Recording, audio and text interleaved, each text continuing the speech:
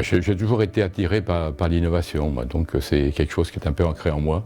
La vie, c'est un dynamisme, c'est quelque chose qui est en mouvement, et en fin de compte, il y a toujours des choses à découvrir ou à améliorer, donc c'est un état d'esprit. Quand je suis arrivé ici, je me suis fixé quelques objectifs personnels, ça me permet d'avancer.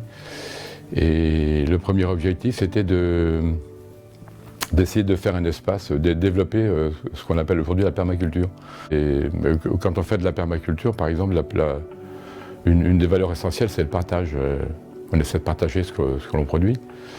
Et je pense que dans tout ce qui est production d'énergie, c'est un peu pareil.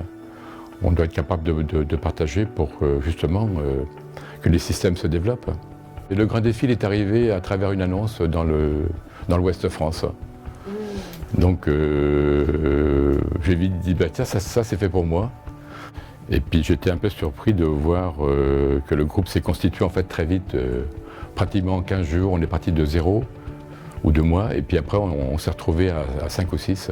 Bah, au niveau énergétique, je partais de loin, dans le sens où bon, j'ai une vie qui est assez confortable, donc je ne regarde pas trop, quoi. Et on a eu à mesurer aussi des consommations, à faire un état des lieux des consommations au quotidien, des différents appareillages, et on s'aperçoit qu'il y a quand même pas mal de surprises.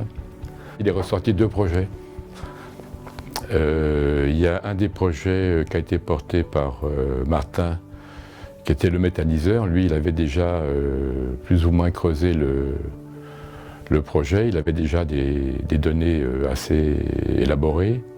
Et puis moi de mon côté, j'avais vu une vidéo, mais il y a assez longtemps, sur de la production de chaleur en utilisant des systèmes recyclés. Le coût de réalisation est pratiquement 0, quoi, presque 0, c'est que de la récupération.